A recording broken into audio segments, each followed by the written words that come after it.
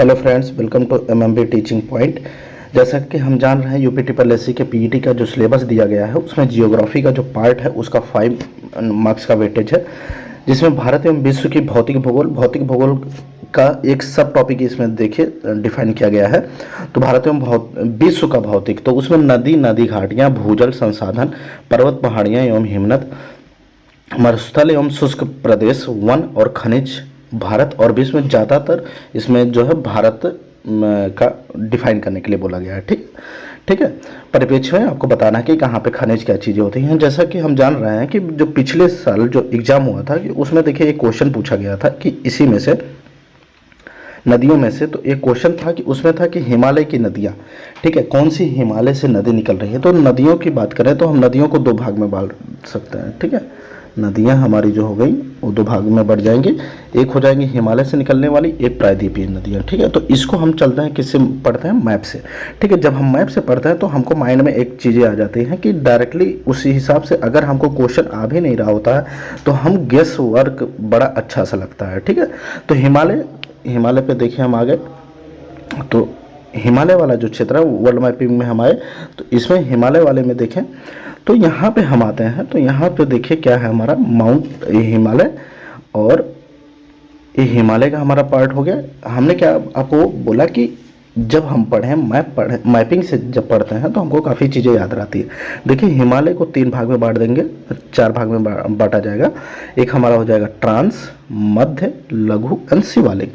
ठीक है, यहाँ पे एक है मानसरोवर, उसी से निकलती है सिंधु और सतलज। ठीक है, सिंधु और सतलज निकलती है। सिंधु और सतलज एक ही साइड से निकल रही है। जब भी नदियाँ पढ़ें तो आप पर्वत और पठार से जब लेके पढ़ेंगे तो आपको एग्जैक्ट मालूम रहेगा कि कहाँ से निकल रही हैं और कहाँ तक जाएंगी, ये चीज़ें पता चल जाती हैं। एक आप जब ये पूरा ओवरऑल कॉन्सेप्ट थोड़ा सा बाद में आपको समझ में आएगा, क्योंकि क्या होता है कि नदियों के भी कुछ रूल होते हैं। ठीक है, तो इसमें में से हम देखें कि हमने क्या बोला आपको कि इधर से आपकी निकल गई सिंधु सतलज, और फिर इधर से निकल गई ब्रह्मपुत्र, इधर से चले आएंगे। ठीक है, यहाँ पे आ जाते हैं हम कि हम यमुनोत्री, ये गंगोत्री हो गया, यमुनोत्री हो गया। ठीक है, यमुनोत्री और गंगोत्री का जो डिफरेंस है लगभग 75 किलोमीटर्स है बीच में, लेकिन आके मिलते कहाँ हैं, प्रयागराज में। ठीक है, और यहाँ पे हम देखें तो अब हम ऊपर में जाते हैं कि जम्मू कश्मीर वाले क्षेत्र में, तो हम देख रहे हैं कि इस पार्ट में तो हमको क्या मिल रहा है, सिंधु। ठीक है, ये हमारा हो गया सिंधु। फिर यहाँ से निकल गई है सतलज। सतलज कहाँ से निकलती है, इंडिया में कहाँ से घुसती है, सिपकिला दर्रा, आप सुने होंगे, हिमाचल प्रदेश में पड़ता है सिपकिला। तो एक ट्रिक होता है कि ऐसे ट्रिक एक हिसाब से बोला जा सकता है कि आप ऐसे पढ़ें, सिंधु, यहाँ से निकली ये सिंधु। ठीक है, ये हो गया हमारा सतलज, उनके बीच की नदी हो जाएंगी हमारी झेलम, चिनाब, रावी, ब्यास देखिए इंडिया में ही जाके मिल जाती है, और सतलज।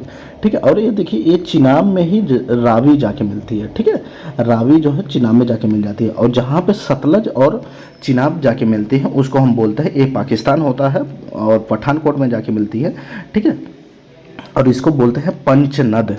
ठीक है, तो अब मैंने क्या बोला कि रूल होते हैं, तो रूल क्या फॉलो करता है कि देखिए रूल पे हम चले तो नदियों में आपको प्रॉब्लम नहीं आएगा। ठीक है, तो इसका रूल ये है कि जब नदियों की बात करें तो ये कुछ ईस्ट से निकली, कुछ वेस्ट से निकले। ठीक है, तो इसमें जो मिलती हैं जिसकी गहराई ज़्यादा होगी उसका नाम रखा जाएगा। तो मैंने यहाँ क्या बोला आपको, पंचनद बोला। ठीक है, क्योंकि यहाँ पे पंचनद ऐसे जैसे पंजाब बना है। ठीक है, तो वहाँ पे 5 नदियों की वजह से नाम रखा गया है। हालांकि इस टाइम की बात नहीं है, क्योंकि पंजाब आज का नाम नहीं है, वो पुराने जब 1947 की बात थी तब की थी।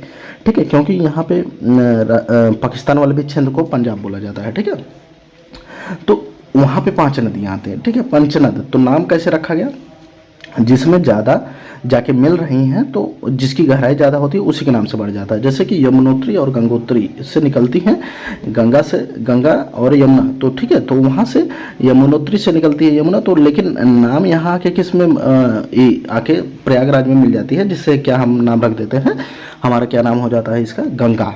ठीक है, आगे बढ़ती है गंगा के नाम से, ठीक है। लेकिन ये भी सोचिए कि यहाँ से चिनाब आके मिल रही है, तो चिनाब का क्या नाम है, चिनाब का नाम भी तो यमुना से ही होके जा रहा है, ठीक है। तो अब आपके माइंड में आएगा कि जिस प्रकार से जो पिछली बार क्वेश्चन पूछा गया है उसके अनुसार हम चलते हैं कि उनके, क्योंकि देखिए ये 10th लेवल का एग्जाम है, ठीक है। इनके जो क्वेश्चन पूछे जाएंगे बहुत ज़्यादा टफ नहीं होंगे, लेकिन उसको बड़े आसानी से हम ऐसे तो डायरेक्टली मैं 10 नदी गिना दूँ और आपको उसी में से आ जाएंगे, लेकिन क्या है कि अगर लेट की थोड़ा सा भी टफ होता है तो उससे हम डिफाइन कर पाएंगे कि वह किस प्रकार से उसको सॉल्व किया जा सके, ठीक है। तो यहाँ पे देखिए, यहाँ तक हम आ गए, ये हमारे ऊपर वाले पार्ट के हो गए, ठीक है। ऊपर वाले पार्ट के हमको नदियाँ मिल चुकी, ठीक है, यहाँ तक हमारा हो गया, ठीक है। ये निकल जाके इधर अरब घाटी में मिल जाएगी। अब यहाँ पे आ जाइए गंगा, ये हो गया यमुना, यहाँ से आती है सिंध, ये सॉरी ये चिनाब, ठीक है। चिनाब की बात करें, इसके बाद नीचे से ही आती है एक काली सिंध और सिंध, ठीक है। और यहाँ पे ही आप नाम नोट कर लीजिए, ये होता है CSBK, ठीक है। केन, बेतवा, सिंध और चिनाब, एक किसकी ट्रिब्यूटरी है, मतलब सहायक नदियां हैं, ये हैं यमुना की, ठीक है। तो इन यमुना में ये जाके मिलती है, फिर यमुना कहाँ आके प्रयागराज में गंगोत्री में मिल जाती है, ठीक है, सॉरी गंगा में मिल जाती है, जो कि आगे गंगा के नाम से जाना जाता है। तो अभी एक और क्वेश्चन पूछा जा सकता है, नदियों की बात किया जाए तो ये देखिए, केन से बेतवा में पानी ले जाया जा रहा है, अमृत क्रांति जिसको बोलता है, नदी जोड़ो परियोजना से, ओके। तो यहाँ पे अब हमने हिमालय से पढ़ लिया, ठीक है। अब हम चलेंगे कि और पहाड़ी से हम लेके चलेंगे, तो यहाँ पे देखिए आती है विंध्याचल, ठीक है। यहाँ पे आती है सतपुड़ा, यहाँ पे आती है अजंता, ठीक है। इसके विंध्याचल और सतपुड़ा के बीच में बहती है नर्मदा, और इसके बीच में बहती है ताप्ती, ठीक है। यहाँ से नर्मदा, ये जो सतपुड़ा का मैकाल पार्ट है वहाँ से निकलेगी सोन नदी, और इधर से पश्चिम से निकलेगी, जैसे यहाँ पे पश्चिम सिंध और सतलज निकल रहे थे, उसे इधर पूरब से निकल रही है सोन, और यहाँ से निकल रही है नर्मदा, ठीक है, मैकाले से, मैकाल श्रेणी है। और ये कहाँ तक जाती है, मालवा का पठार है वहाँ तक जाती है, ठीक है। अब आगे हम आते हैं, तो यहाँ पे हमने ताप्ती बताया आपको, ताप्ती के नीचे अगर हम बात करें, ताप्ती, ठीक है, ताप्ती की बात करें तो हम ताप्ती में बात करें तो ताप्ती के ही नीचे देखेंगे कि यहाँ से जब निकलती है तो उसी के पास से एक वर्धा, और इस साइड से आती है इधर से पेन गंगा, इधर से मेन गंगा मिलके यहाँ पे गोदावरी, ये देखिए गोदावरी जा रही है, ठीक है। तो इंपॉर्टेंट नदियों में हो गए। और ये देखिए यहाँ पे महानदी ये जा रही है, ठीक है, ये महानदी जा रही है, ये महानदी जा रही है। ये कौन सा क्षेत्र है हमारा, ये छत्तीसगढ़ वाला क्षेत्र है, ठीक है। और इधर में देखिए, अब हम बात करें यूपी की बात करें तो उसमें आती है हमारी रामगंगा, ठीक है, एक शारदा नहर निकलती है, ठीक है, रामगंगा, यहाँ पे गोमती, और गोमती में जो यहाँ गोमती, एक वरुणा, और ये सारी चीज़ें आके कुछ बनारस में आके मिलती हैं, कुछ गाजीपुर में जाके मिलती हैं। अब हम आ जाते हैं कि इस क्षेत्र में, बिहार वाले क्षेत्र में हम देखें तो एक आती है सरयू, जो कि बिहार से होके सॉरी जो अयोध्या की सरयू है वह घाघरा के नाम से यहाँ पे आती है, ठीक है, घाघरा के नाम से। उसके बाद फिर आती है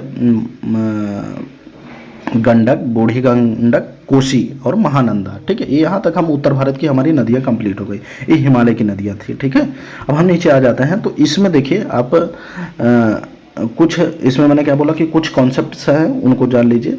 कि मैंने क्या बोला था कि यहाँ पे पर्वत और पहाड़ से ही चीज़ें लेके चलिए, ठीक है, पर्वत पहाड़ से लेके चलने पे क्या आसानी होती है।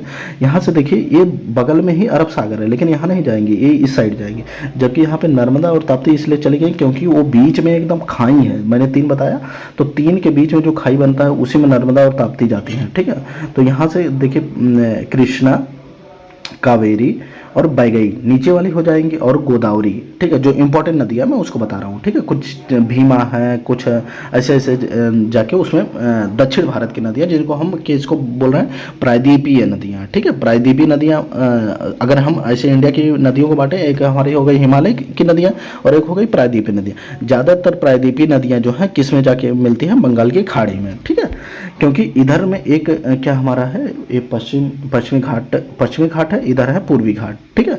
तो उसको जो जैसे क्या है कि देखिए पश्चिमी भाग जो है कि इस प्रकार से ऊपर से हल्का सा जैसे जैसे नीचे जा रहा है उठा हुआ है, और इस साइड ज़्यादा ढाल है, तो इसी कारण ये देखिए नदियाँ इस साइड जा रही हैं, ठीक है। तो इसमें आपसे क्या क्या पूछा जा सकता है कि इसमें जो पिछली बार पूछा गया है कि उसमें पूछा गया है कि कावेरी, गोदावरी, ब्रह्मपुत्र और गंगा, इसमें में से कौन सी नदियां जो हैं जो हिमालयी नदियां हैं। तो हिमालयी नदियां कौन सी हो गई, मैंने आपको यहीं पे देखिए बता दिया था कि ये देखिए ब्रह्मपुत्र हो गई, गंगा हो गई, ठीक है, हिमालय से जो आ रही है। प्रायद्वीपीय नदियां बोल दिया जाए आपको तो कावेरी हो गई, कृष्णा हो गई, और गोदावरी हो गई, वेनगंगा हो गई, ठीक है, पेनगंगा हो गई, वर्धा हो गई, भीमा हो गई, ये हमारी नदियां हो गई, ठीक है। तो इसमें ये चीज़ें हो गई। अब देखें हम थोड़ा सा गुजरात वाले पार्ट में देखें, तो गुजरात वाले पार्ट में हम देखें तो कभी काल क्या होता है कि ये अरब सागर में गिरने वाली नदियों का नाम पूछ लेता है, तो ज़्यादातर लोग केवल नर्मदा और ताप्ती जानते हैं, ठीक है। इसी में एक पार्ट आता है समानता, ठीक है, समानता, ठीक है। साबरमती, माही, नर्मदा और ताप्ती, इतना याद कर लीजिए, ठीक है। समानता जो है ये अरब सागर में गिरते हैं, बाकी जो गिरते हैं कि इसमें बंगाल की खाड़ी गिरते हैं। आई होप आपको समझ में आया होगा। इतना ही एक टॉपिक के लिए एक क्वेश्चन परफेक्ट है। ओके।